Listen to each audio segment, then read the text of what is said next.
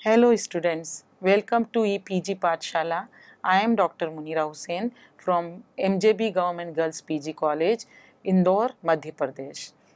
Today we are going to talk on module factors affecting crystallization of sugar, crystallized and non-crystalline candies from paper Food Science. Dear students, we all are fond of sweets, chocolates, fudges, toffees and all sorts of candies. You must have tasted different types of confectionery products in everyday life. Sometimes as a gift from a visiting guest or in celebrating festivals, birthdays, many a times after a good result you may have got a candy pack from your loved ones and recognition from your dear ones as a token of love. I am sure every day and everybody of us tasted small and hard toffees, sticky gummy jelly-like toffees, or fine creamy textured fudges and fondants. Dear students, do you know how these fine textured confections are made of? It is clear that while making a caramel or candies, we want a smooth texture and not a grainy one. Large sugar crystals will cause a grainy texture in confectionery products. It is imperative to know that prevention of the over-crystallization of sugar is must. Similarly, smooth, imperceptible sugar crystals can be made in bakery products through following a proper procedure. So, in this module, dear students, we will learn to explore the wonder world of candies. This module will make you to learn about basic process of the crystallization of sugar, identify the factors which enhance or retard the processes of crystallization, and to understand types of crystalline and non-crystalline candies. Dear students, let's see what is crystallization. Crystallization is a process of formation of solid crystals precipitating from a solution through natural or artificial method. It is also a chemical solid liquid separation technique through mass transfer of a solute from the liquid solution to crystalline phase. The crystallization is therefore a precipitation process obtained through a change of the solubility of the solute in the solvent. Dear student, now we will discuss about the crystallization process. The crystallization process undergoes into two major phases, that is nuclei formation and the crystal growth. Nucleation or nuclei formation is the step where the solute molecules dispersed into the solvent become gather and forms clusters in nano sizes. However, when the clusters are not stable, they dissolve. Therefore, the clusters need to be reached to an optimum size in order to become stable. Moreover, the formation of a stable cluster depends upon the temperature at which the solution has been boiled and kept and the level of supersaturation. So, students, the crystal growth is the subsequent growth of the nuclei that succeed in achieving the critical cluster size. Nuclei formation and growth continue to occur simultaneously while the supersaturation exists. Supersaturation is the deriving phase of the crystal growth. Hence, the rate of nucleation and growth is driven by the existing supersaturation of the solution. Depending upon the conditions, either nuclear formation or the growth may be predominant over each other, and as a result, crystals with different sizes and shapes are obtained. Control of crystal size and shapes constitutes one of the major challenges in industrial formation of the crystallization. Let's see What happens when you heat a sugar solution? Sugar and water makes a sugar solution which becomes saturated while heating because extra water is being vaporized and it becomes super saturated. When it cooled, it becomes super saturated and ready for the nuclei formation and the crystal development. So it is now clear that the concentration of sugar in the solution is increased due to the evaporation of water. The boiling point is also increased due to the colligative property of boiling point elevation, which says that as the concentration of the solution increases, the boiling point of the solution also increases. So dear students, we will first discuss crystal formation. But when should we induce crystal formation? At a relatively high temperature or at a relatively low temperature? The answer depends on the understanding about sugar crystal growth. Dear students, we first have to learn about the sugar crystal growth. Sugar crystal growth have been done by having sugar molecules deposited on their outer faces.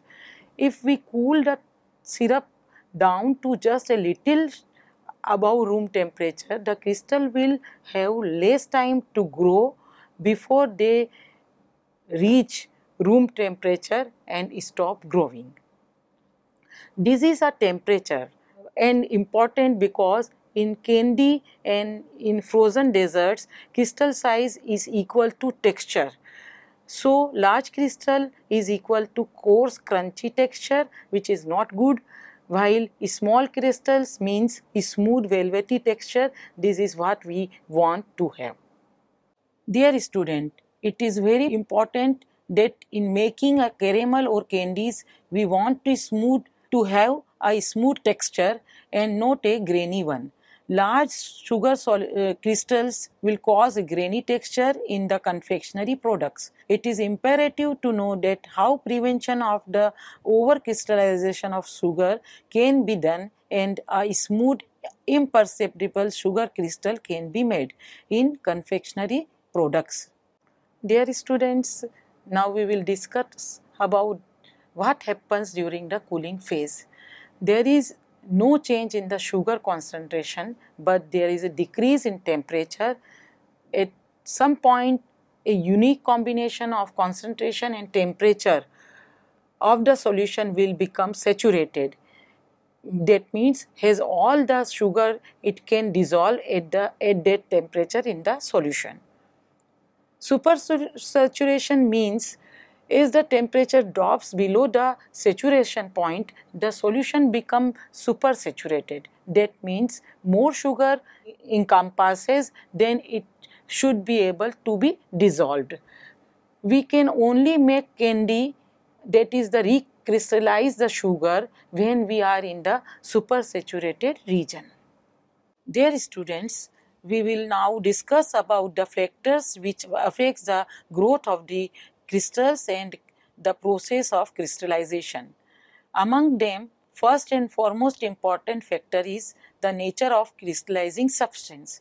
Some substances like salt crystallize readily from water solution. It requires only a very slight supersaturation to start nuclear formation, and all excess salt in the solution beyond the saturation point is precipitated as crystal.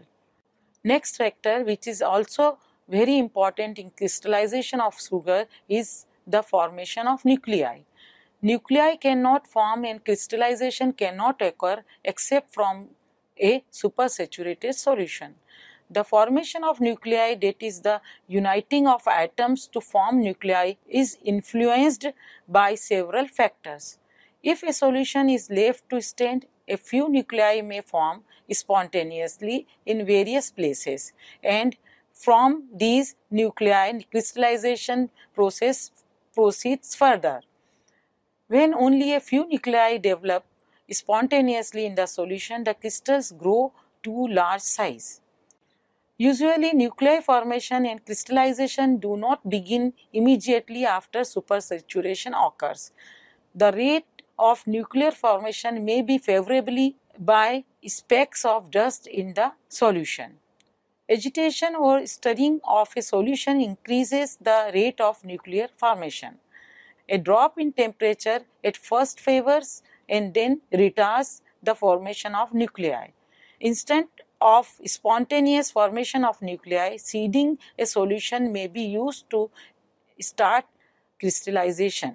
So these are the factors which affects the nuclei formation, and so it should be taken into consideration while making crystalline candies. Dear students, it is not all over. Here we should also know that by using other factors we can move on successfully in getting crystallization of sugar done. That is the use of seeds, which we call as seeding.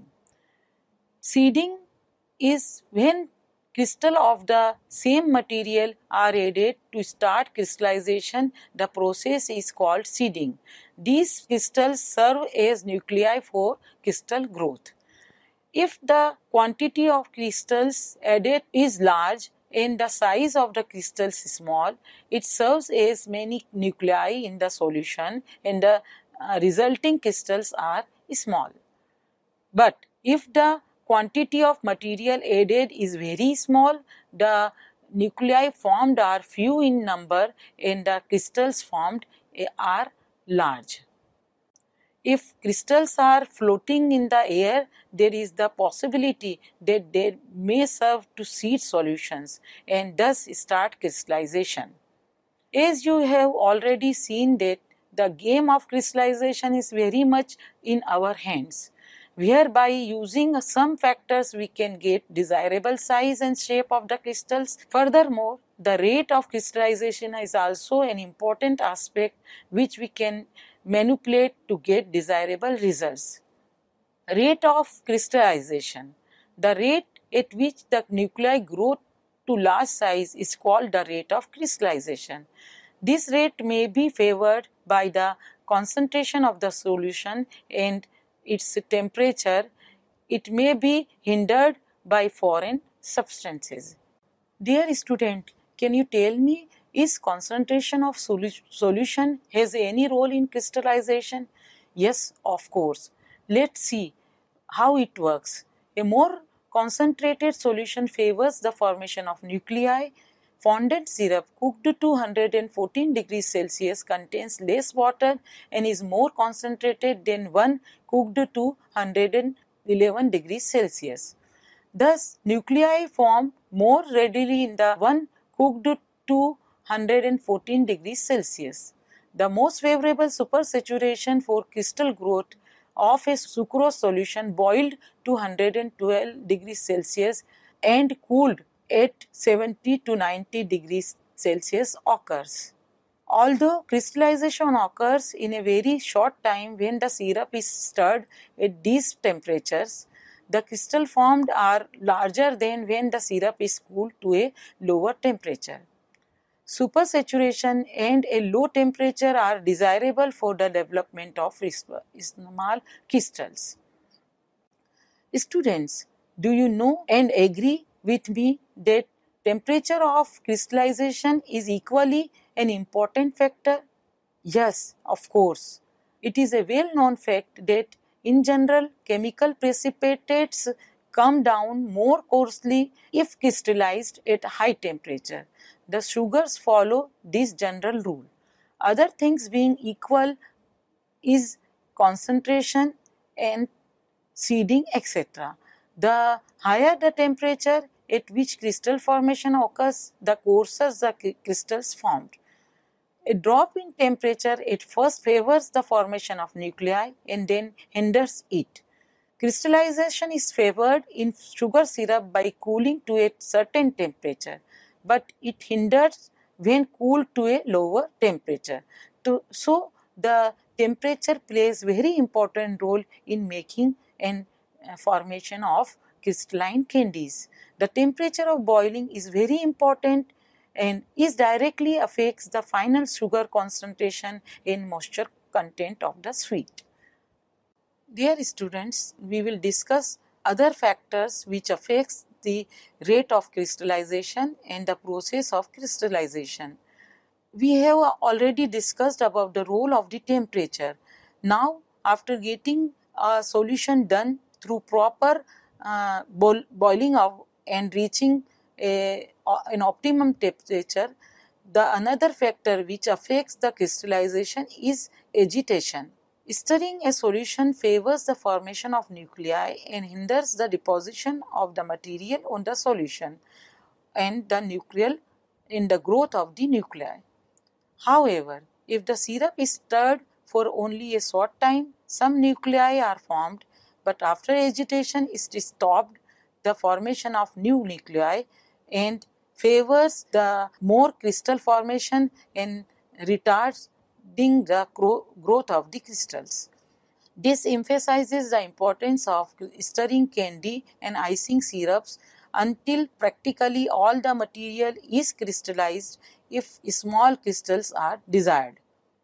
Impurities in the sugar syrup may also result in the formation of large sugar crystals. Impurities promote premature crystal formation, which will grow to big and unwanted crystals. Dear students, there are also some interfering substances which are used consciously in candy making for the control of the crystal formation and the crystal growth. These interfering factors are some products which can be added to prevent the formation and growth of crystals. These products such as cream, butter, egg white, etc. are called interfering agents. The agents coat the crystals and prevent the growth of the large crystals. Boiling the sugar syrup to an exact temperature is also very important. Complete solution of the sugar is very important. Similarly, another factor which affects crystallization of sugar is the degree of inversion. When a sugar solution is heated to a certain percentage of sucrose breakdowns in the invert sugar, because heating the sugar hydrolyzes the sucrose into invert sugar, that is its corresponding monosaccharides glucose and fructose. This invert sugar inhibits sucrose crystallization and increases the overall concentration of the sugar in the mixture. The other added ingredients which can affect the temperature of the boiling is also important in the crystallization process. For example, if liquid milk is used in the production of toffees, the moisture content of the mixture immediately increases and will therefore require a longer boiling time in order to reach the desired moisture content. So students, after going the process of crystallization of the sugar as well as the factors related to the growth of the crystals, we will discuss now about the crystalline and non-crystalline candies. Chemically, sugar candies are broadly divided into two groups, that is crystalline candies and non-crystalline candies. Crystalline candies are not as hard crystals of the mineral variety, but they derive their name and the texture from their microscopically organized sugar structure formed through a process of crystallization, which makes them easy to bite or cut into. Fudge creams and fondants are the examples of the crystalline candies. The another type is amorphous candies, which is also we know as non-crystalline candies. They equally have higher sugar concentration and the texture may be chewy, hard or brittle. Hard candies such as lollipops, caramels, nut brittles and taffies are all examples of amorphous candies. Even though some of them are so hard as rocks or resemble crystals into the overall appearance. Students, now we will discuss about the process and the principles of sugar confectionery production. It is well clear to you that the variation in ingredients used, temperature of boiling, and method of shaping is very important in making crystalline and non-crystalline candies. We will discuss about the making of the crystalline and non-crystalline candies in two following points. First, balance of the recipe, preparation of the ingredients, mixing of ingredients together, boiling the mixture until the desired temperature comes, cooling, shaping and baking the candies. Step 1 is the preparation of sugar solution. All sugar-based candies, whether creamy or chewy or brittle, typically start with the making of sugar solution. Weighing ingredients in a most accurate way is most important. Solids should be weighed and liquid should be volumed using proper equipments. Preparing all equipments and tools in advance, keeping all pots and utensils spotless and dry and work surface is must. Keeping a container of ice water handy before starting the procedure is also needed. The step 1 also involves further dissolving of the sugar solution in liquid, typically water, and optionally mixed with other ingredients to create a sugar solution. The sugar and water ingredients are put into a pot large enough so boiled sugar does not overflow and placed over medium heat. Stir the mixture constantly until the sugar is dissolved. Place the sugar in the pot by pouring into the center. Mix the sugar and water together by drawing an X across the sugar, but avoid touching the sides with the sugar. Never stir solution after the sugar crystals are completely dissolved in the water and when it has started boiling. This will incite the formation of big crystals that will make a candy grainy when it cools. Ensuring all crystals are off the side of the pan could be done either oiling the sides or brushing sides of the pan with a heat-proof brush dipped in water.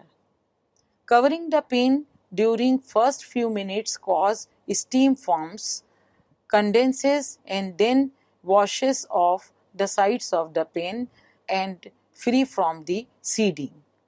In the next step, cook the solution into a concentrated sugar syrup. Depending on the candy being made, the syrup is boiled to a codified temperature measured with a candy thermometer and or to the syrup's specific concentration indicated on the recipe. Keep the temperature constant. Never try to rush a candy mixture by cooking it at a higher temperature than the recipe directs, or slow it down by reducing the heat. So, make it a point that the sugar solution should be boiled within a time frame. Step 3 and 4 involves cooling and beating of the solution, which is also an optional step.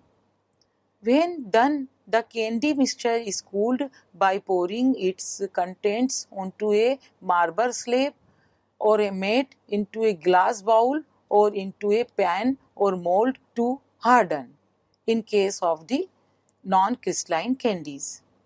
If candy syrup is being cooled quickly after boiling, the candy forms as a crystalline or brittle type such as rock candy. At a bit slower cooling after boiling at the same temperature, the candy forms a non-crystalline structure known as a taffy or caramel. Lastly, if it contains a gelatin, starch, pectin or gum to the boiling mixture, the sugar will gel and make products like jelly, beans, Turkish delight or licorices. For fudge, candy mixture at once poured off onto a workplace. The pan sides or bottom should not be scraped. There is too much chance of scraping in a stray sugar crystal. The mixture is set aside to cool slowly to about 110 degrees Fahrenheit or 70 degrees Celsius. After cooling of the solution to an appropriate temperature, beating or kneading of the solution is done.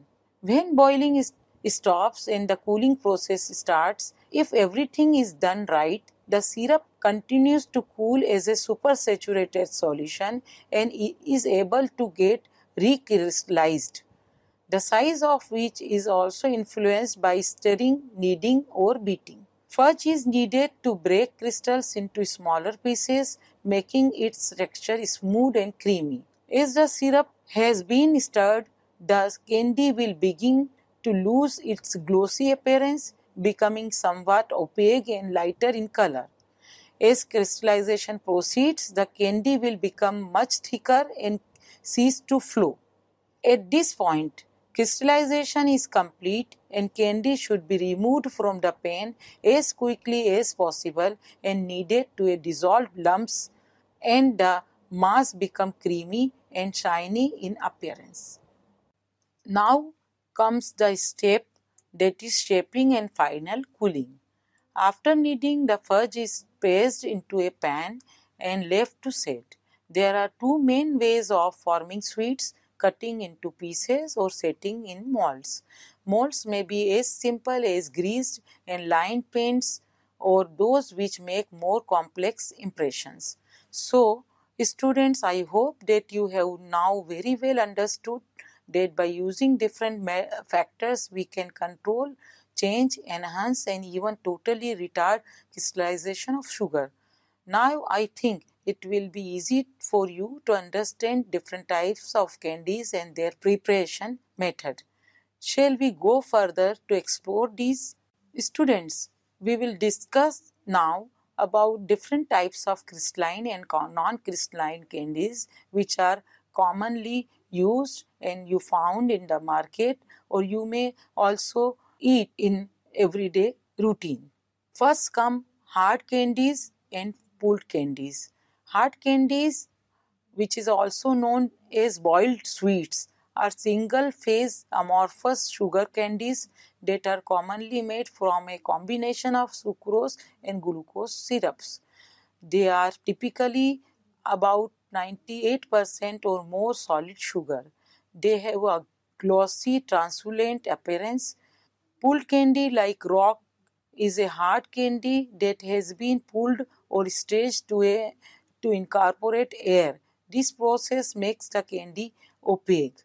The other type of candy which are very common is fondants. Fondant candy is a partly crystallized two-phase sugar candy. It is about 88% sugar by weight, usually with much more sucrose than glucose.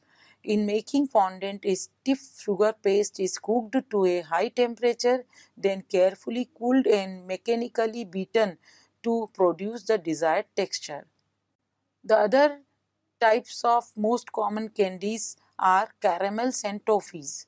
Caramels contain milk and are cooked to a lower temperature than major sugar candies.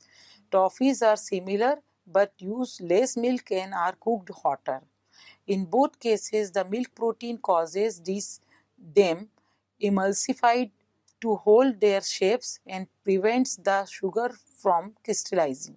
Their brown color is due to Maillard reaction between the milk protein and the sugars. The other types of candies are nuggets and marshmallows. Nuggets and marshmallows are confectionery forms full of air.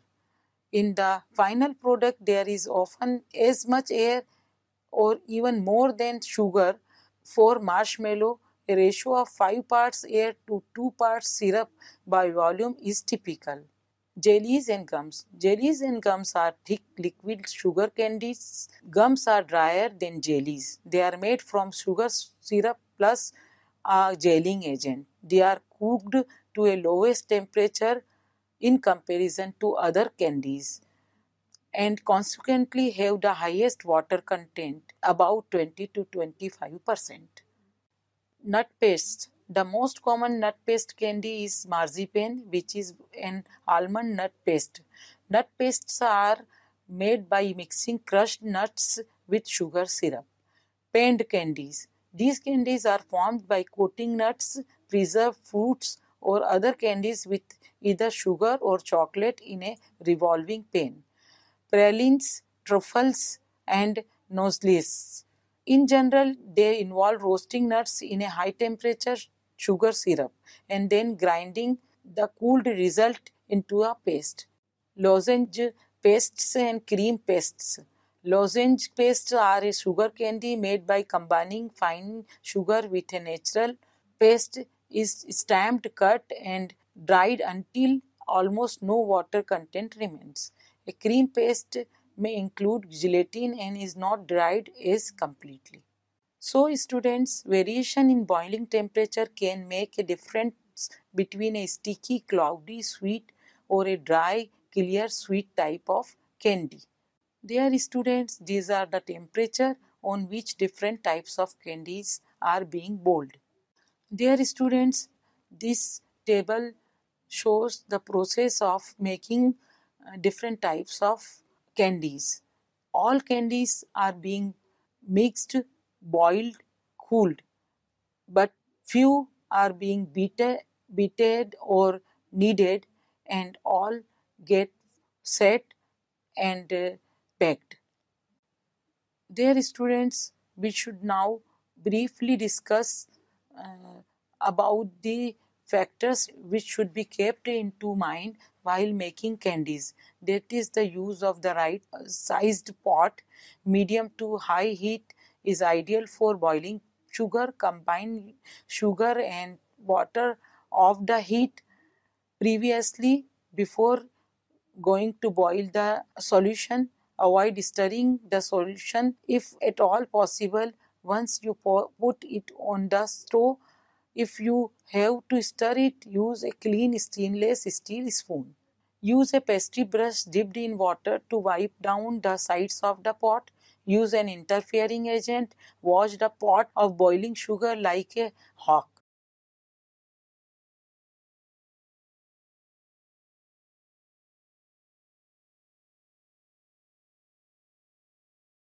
Dear students, now it's time to sum up. We first make sure that to have a candy, we must have a supersaturated solution. To get a supersaturated solution, a desired texture of candy is important. The sugar solution must be boiled at a regular temperature. Then there are many factors which affect crystal growth.